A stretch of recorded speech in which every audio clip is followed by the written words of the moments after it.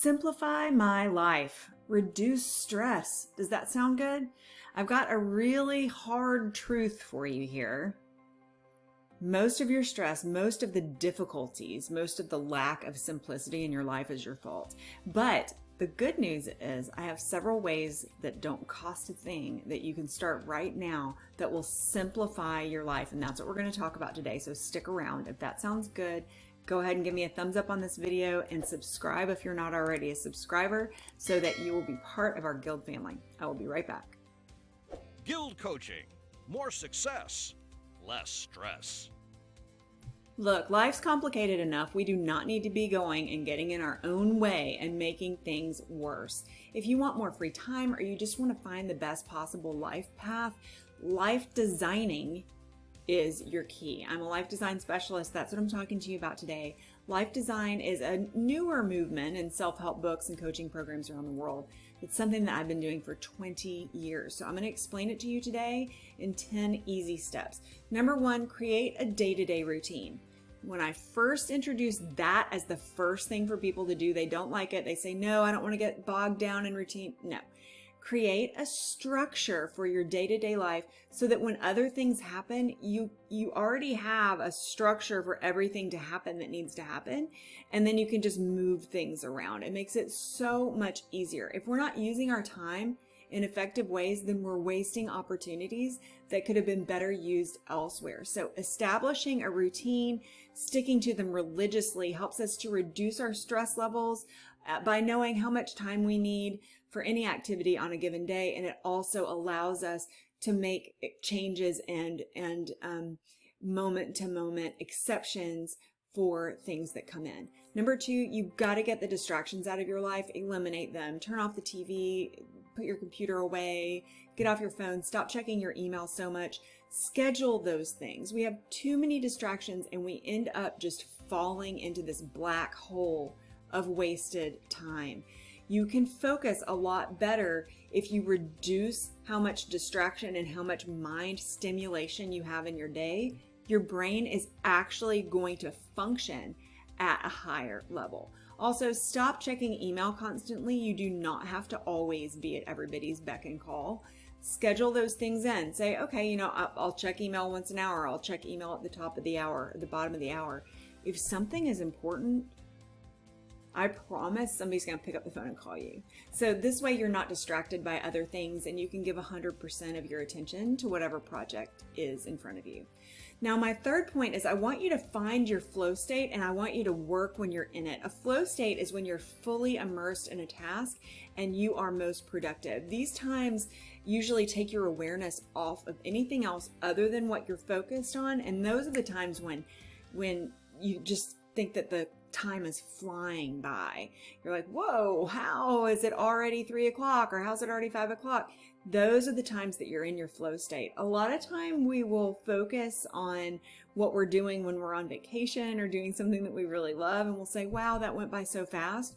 We want to be able to get that flow state when we're working. So just start keeping tabs on when you hit a place where you're just making things happen and just see what the common denominators are. Were you fully hydrated? Did you have, good nutrition that day? Did you have a full night's sleep? Did you turn off the TV? Was that the day that you put your cell phone on Do Not Disturb? What type of nutrition had you given yourself? So the flow state allows you to really block out distractions and get so much done. So figure out when your flow states are. For example, my flow state is right around midday. And so I make sure that I do other things for myself, like working out, things like that early in the day so that I can have that time for concentrated work. My fourth point for you is you've got to know what your values are. Now, I'm also writing a blog to support this video, and I'm going to have links in there to several tools that I'm giving you for free, and one of them is a values assessment. You really want to know what your core values are, and it's important that you do it in an intensive and focused way, determining these values, Because, we'll say, oh, my family's very important to me, or abundance or money or whatever, work is very important to me, or the community is important to me. But when you look at your values as a project that you've really, really determined, they'll be more concrete, and they might actually be a little bit different than you think that they are right now. And so I encourage you to go to guildcoaching.com, click on the link for our blog, and check out that blog. You can download those free tools. Create all of your tasks that are sustainable. We've all heard of people doing diets where they say, oh, well, I'm only going to eat meat, or I'm only going to eat vegetables. Right now, I know a lot of people are doing watermelon diets where they only eat watermelon, and they're getting ripped and shredded, and their muscles are popping out all over the place, and they look great, but you can't survive your whole entire life on watermelon, or even if you can, it's not really sustainable in our culture for you to expect that every meal will be watermelon. So why start something that isn't sustainable? Find simple tasks. The schedule, the routine that you work out, make sure that it works for you. I just told you my flow state is in the middle of the day, so I work out early. My husband, he's got 2 different flow states. One at the very beginning of the day and one kind of mid-afternoon. In the middle of the day, that's when he goes and he does his exercise, his self-care, things like that. It's very important for you to know when you're ready for change, but that you don't force it, that you allow it to come. Set yourself goals, but don't push yourself on things. Setting goals is very, very, very important. It's never too late to start setting them. They provide clarity on what you want out of your life, and they also help you to clarify why you're going to do certain things or why you're going to decline to do certain things. Your values will help you there as well. Everyone should have a personal mission statement, and you'll find a link to our life planner in that blog that I just mentioned for you. You need to develop a personal mission statement so that you can come back to it. It's not the easiest task that you're going to do, but it's very, very important. Your mission statement encapsulates what's important to you and why it matters in life. It's also important that your personal mission aligns with your values and your goals, and then they all reinforce each other. It helps you to very easily know, yeah, I want to say yes to this. It helps you very easily know, I want to decline this. It just helps simplify everything, and that's what we're talking about, simplifying our life. You also need to be really self-aware and very intentional about how and why you want to design your life like that. And so devote time every week toward activities that are aligned with your lifestyle. Be intentional about building that in, because otherwise, why do it? I talk to parents all the time who are coming to me to help them figure out why they're feeling overwhelmed all the time. And it's because they don't know what their values are. They don't have goals. They don't have a mission statement. They're just kind of winging it. They're going on.